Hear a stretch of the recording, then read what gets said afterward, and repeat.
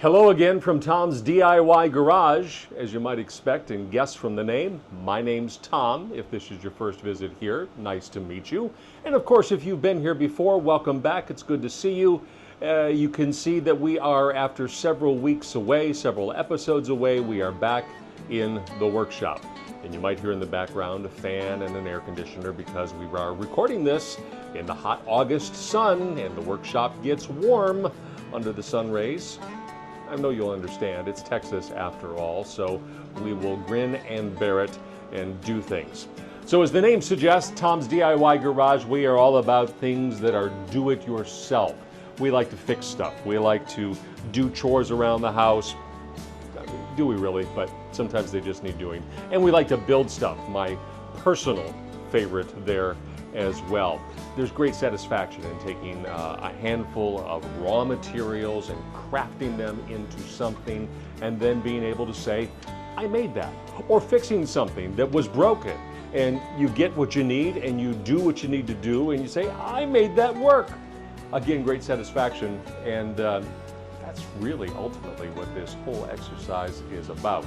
So, as I have noted before lots of times, I watch a lot of YouTube channels. You may as well. And the algorithm has seemingly figured me out because I get a lot of DIY build it type stuff, which I'm happy to look at. And I follow a number of these channels, and there's some really great talented people out there doing stuff on YouTube. One particular one that I've been watching is one called Burnstock Woodworking. It's a guy in Louisiana. I don't know what his first name is. I'm gonna guess that his last name is Burnstock, and he makes all kinds of stuff in his workshop. He's got a big workshop, 30 by 40 feet, as opposed to my 12 by 18 feet here. It's kind of impressive. Anyway, he has this recurring kind of title of things that you can make that will sell. It's pretty close to the wording there. And there's one in particular that caught my eye recently that I thought, you know what? I'll bet I could make that. I'll bet you could make it too. So let's first take a look and see what he does. And so in trying to figure out what to build with some of this scrap wood, I got to thinking about the seasons. That's how I try to figure out what I want to build. And it's getting time for people to start harvesting out of their summer garden. And what I want to do is give them something to put their harvest in. So that's the beginning of the YouTube video from Burnstock Woodworks on YouTube. If you're into that sort of thing, and if you're here, I'm guessing you probably are, go ahead and take a look at his stuff, maybe subscribe to his channel. I'm sure he'll appreciate that, but I just ask that you finish watching what we're doing here before you go over there. You know, he mentioned that he's just using some scrap wood from his workshop to get this project done. I don't happen to have that dimension of scrap wood in my workshop, so I had to go buy some. We are going to start with a 2x10. We know from our lumber knowledge that a 2x10 is actually 1.5 inches thick, and it's 9 1/4 inches wide. And again, it started as a 2x10. It got milled down to sell as dimensional lumber for construction, and then we're going to do a little bit more to it as well. I have a 10-foot length of this. It cost me about $11 and change at a big box store. If my dimensions and my guesstimate and calculations are correct, I can make 2 of the baskets, the sturdy wooden baskets that this project calls for, out of this one piece of lumber. So that's call it dollars worth of material for the basket. Mr. Burnstock says he can sell them for $60 to $70 per basket. That's a pretty good return. So let's just round it down to $60 a basket if you're going to sell it, if you're going to make this sort of thing to sell. It's a pretty good return. $6 in material, your time to put it together, and then you sell it for $60. Think about that. I like that, man. We're going to be using some different tools that we have than we have previously on these episodes. You may have used them already. First time for me to show how they work. As I mentioned, the thickness on this is more than we need, so we have to mill down, basically thin this wood out. We need it to be about 1 inch thick. as opposed to 1.5 inches. So we're going to use a planer, which is pretty cool. And then of course we'll use a table saw, we'll use a nailer, we'll use some glue, and we will put this basket together. Sometimes speaking is difficult for a guy who speaks for a living. Anyway, let's get to it. Before any cutting, let me show you what I've got in mind here. This is a drawing of the basket. It's in my drawing book of projects. A side view here, top view here. It runs 32 inches long. It's 7 inches tall at the ends, and at the ends are those milled down pieces of wood. They're solid to hold the thing together here. In the middle here is a slightly taller brace. It'll keep the basket from bowing out, but it's also taller because it's got room for a handle.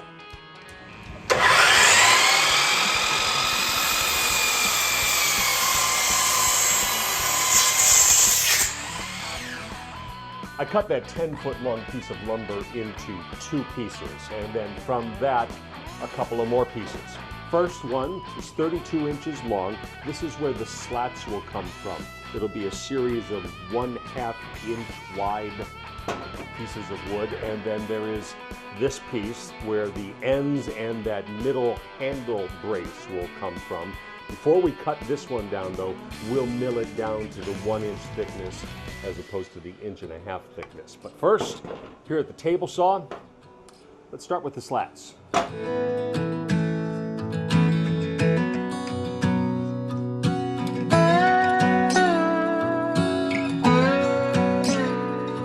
Next up, I am going to mill, M-I-L-L, mill down the thickness of this piece of wood that provides the 2 end pieces and that middle support / handle for the basket. For that, I'm going to use a thickness planer. Some of you may know exactly what this is. If you don't, this is designed to gently shave down the thickness of pieces of wood. And really what it is primarily for is when you get some basically raw wood.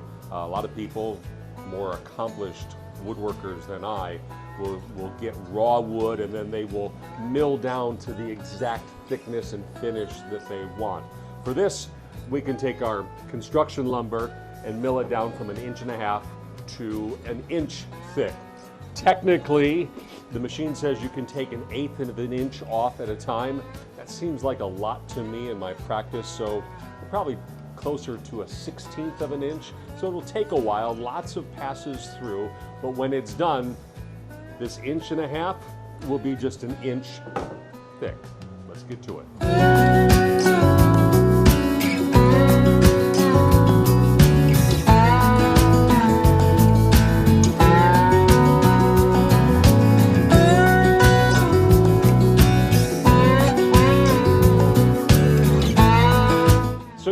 When I said at the beginning, if my calculations are correct, I should be able to get 2 projects out of that one board. All right, my calculations were wrong. I was looking at the numbers sideways. That's the best way to describe it. Anyway, so the basket was supposed to be 11 3/4 inch wide.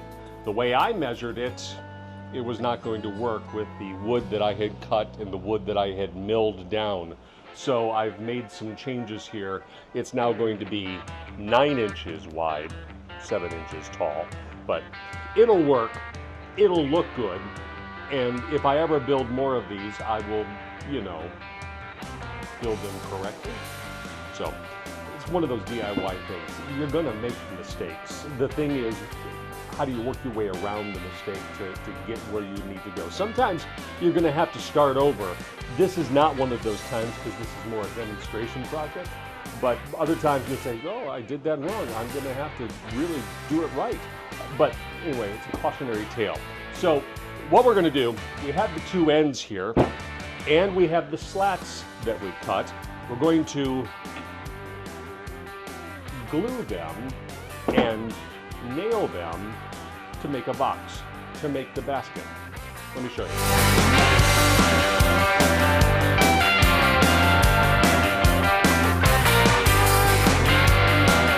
Since this crate slash basket is going to be a little more narrow than originally designed, again, we went through that.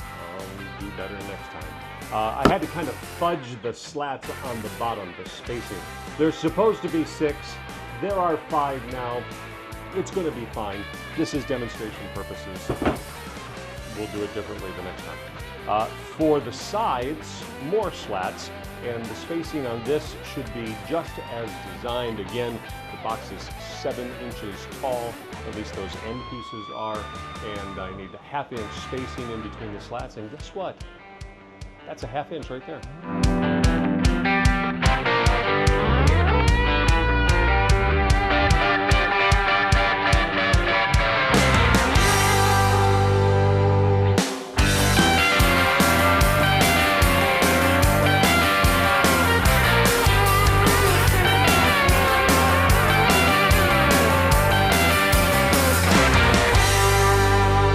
With the box complete, I think it's looking pretty good. The last step is to do the middle support and the handle. And I don't know if you can see, but I've kind of marked where I'm going to round off the edges here, and then I'm going to cut a kind of handle here in the middle. It's going to require a drill and a jigsaw and a router. For this next step, you could use a regular drill to get this job done. I have this pretty basic drill press that I don't get to use all that often, so I'm going to use that. And what we're doing here is we're kind of drilling out the ends of what will be the handle cutout. So it'll be a nice curved shape, it'll be good in your hand. As I noted earlier, I marked the spots where the drilling is going to go, and this is what's known as a Forester drill bit. It's wide and it's shallow. It's for drilling holes just like this. So I'm gonna just get it centered on the spots where I know I'm going to drill. And then I will start the drill. And just kind of dig in there.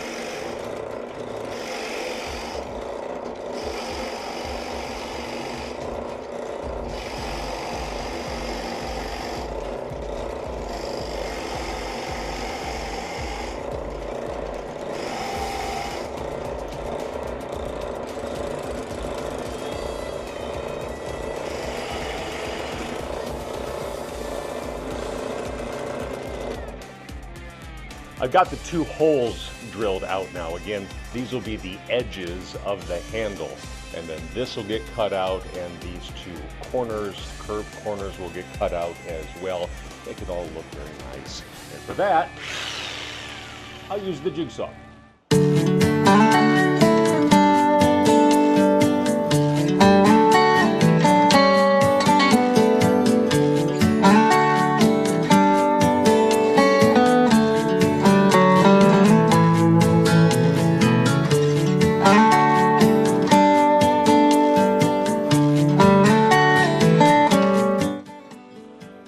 So the cuts have been made. You got a handle there. So I'll do some sanding here to smooth out the edges. You also might have noticed in the middle of that, I initially forgot my ear protection. I got that going. And in the middle as well, the 2 clamps that I was using were kind of not holding, and one of them broke in the middle of it. So it's a prime example of you get what you pay for sometimes. Something to think about as you decide whether or not you're going to invest in any tools and any projects as well. So before I do the sanding though, I'm going to round over all the edges around the handle and the top here. And for that, I will use a hand router. I love this tool.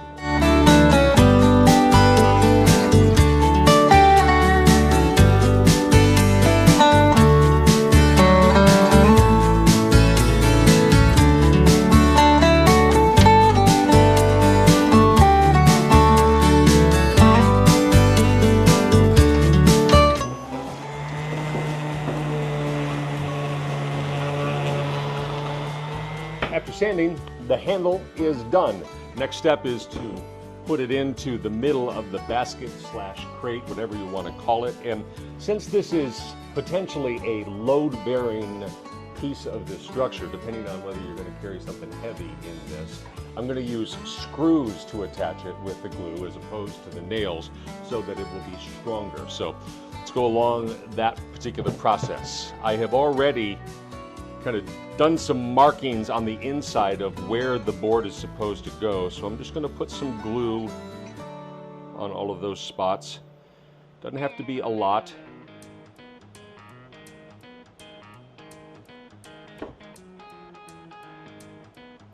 There, there, there, there, there, there, and finally there. And then we'll put this into the space and then get it lined up with my markings so that we know that it is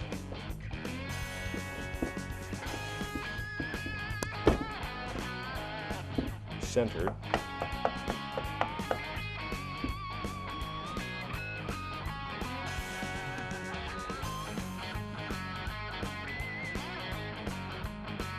There.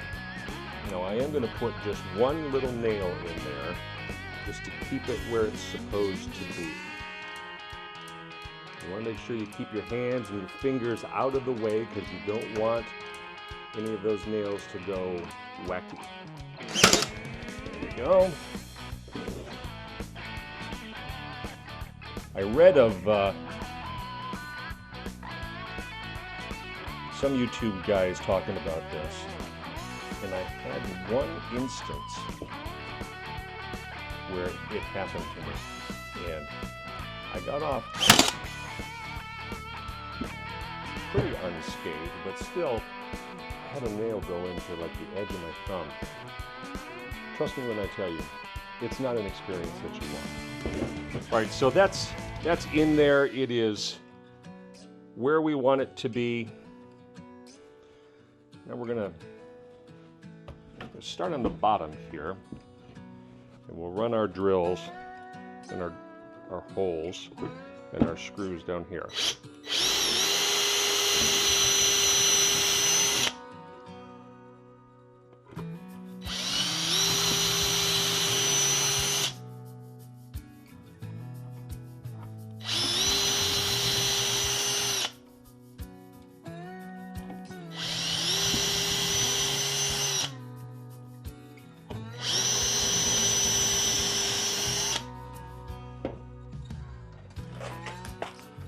I'm using what are essentially exterior screws because you never know where this is going to get used.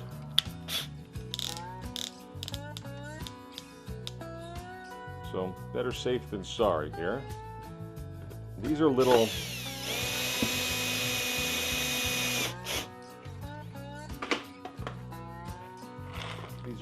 trim screws, so they have a very kind of low profile at the top, so they'll be unobtrusive.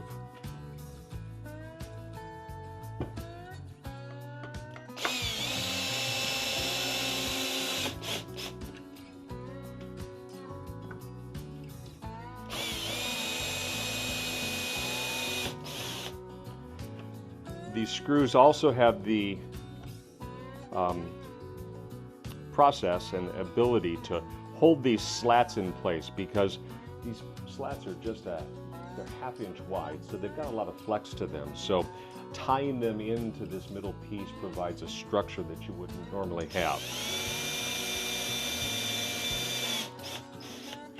And it'll be able to hold that which you want to carry in your basket. All right, so that's the bottom. Let's do the sides.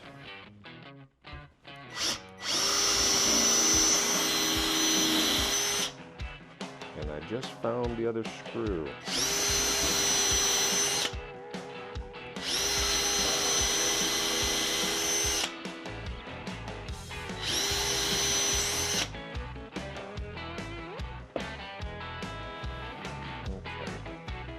I'm gonna put a slightly different hole in here.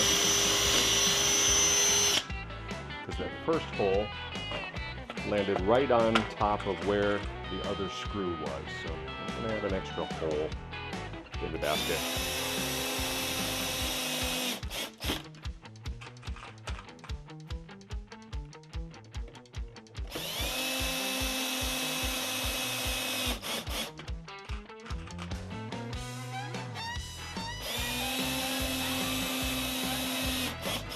So pre-drilling does a couple of things here. And again, if you've done this sort of thing, you know exactly what I'm talking about. It, most importantly, prevents the wood from splitting. Because while some screws are advertised as basically no need to pre-drill, it doesn't always work that way. And not every wood plays the same way. Consequently, that pre-drill allows the screw to go right where you want it to, and additionally it allows you to put it right where you want it to, as opposed to potentially having that screw dance around a little bit when you start the drill.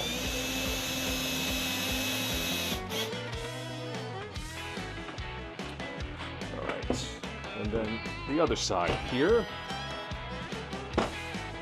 see some glue squirt out that I want to be careful where I put this one so I don't run into the other screw. Good.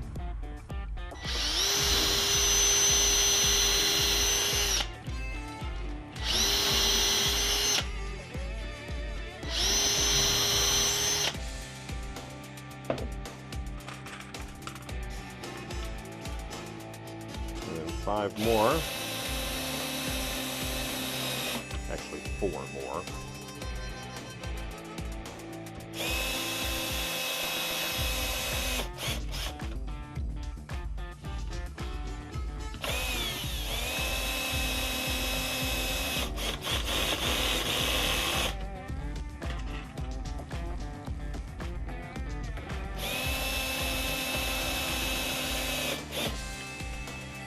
There.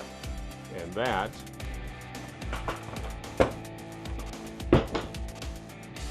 is done.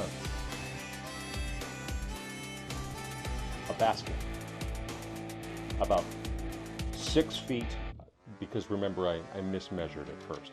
So about 6 feet of 2x10 cut down. And look at this. That's a good, sturdy basket.